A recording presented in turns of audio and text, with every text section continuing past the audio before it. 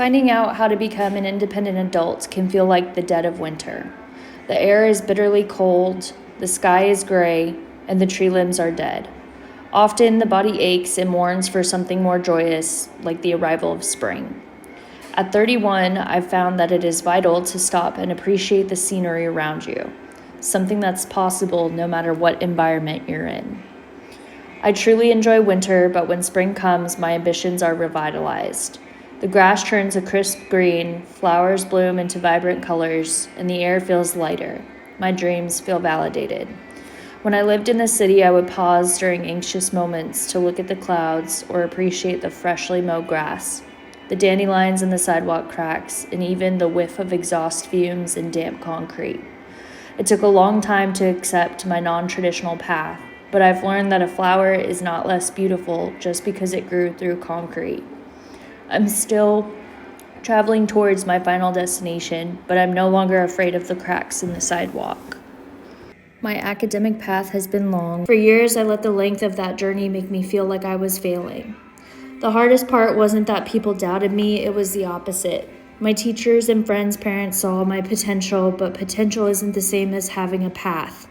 Growing up in a single-parent household, I lacked the financial safety net to head straight to a university at 18 years old. While my friends packed for dorms, I faced a reality I wasn't prepared for. When my dad died right after high school, the winter of my life felt permanent. At 18, terrified and lost, I couldn't afford the life expected of me. Under the weight of that grief, I did the only thing I could to survive. I ran. I moved to Hawaii to escape the pressure of a future that felt out of reach. On the outside, to other people, I was living the dream everybody else wanted. I was surrounded by the most beautiful scenery in the world, vibrant turquoise water, lush green mountains, and sunsets that felt like they were painted just for that moment. But as soon as I stood on those beaches, I realized that you can't outrun a season. Even under the hot Hawaii sun, I felt a bitter cold inside. It was a phantom winter. I would look at the palm trees and the bright hibiscus flowers, but my mind was still back in the gray, frozen limbs of life that I had left behind. The contrast was jarring. The world was full of color, but I was still seeing in black and white. It felt like I was wearing a mask. Everyone saw a girl in paradise, but they didn't see the 18-year-old who was still mourning her father and terrified of being left behind by the world.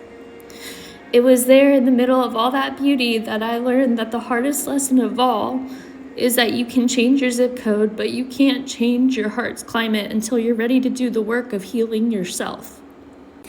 For years, I felt like I was just treading water, watching my peers start careers while I struggled to exist.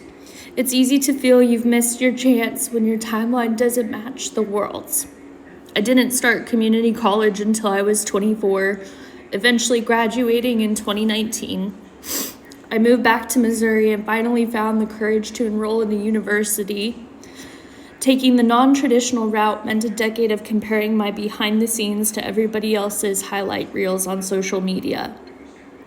But graduating with my bachelor's of arts in psychology this past March at the age of 30 proved to me that there is no such thing as being late to your own life. My education was not delayed. It was seasoned by survival. My father's death and my financial struggles did not define my ceiling. They made my foundation stronger. As I prepare to start graduate school to obtain my master's in clinical counseling this fall, I realized that the years I spent feeling lost were the years I became someone who could truly sit in the dark with others. I'm not just studying anatomy and physiology to pass a test, I'm studying the mechanics of how we survive our own winters. I'm ready to help others realize that they too can be the dandelion flourishing through the cracks. Because if there is one thing my journey has taught me, it's that the most beautiful things don't grow in perfect gardens. They grow wherever they refuse to give up. My winter is over. It's time to help someone else find their spring. For a long time, I viewed my life as a series of delays, but I see now that it was actually a series of lessons in survival. Having lived through the bitter cold of being lost, I can now stand in the frost with someone else without being afraid. I know exactly what it feels like to be the only thing not blooming.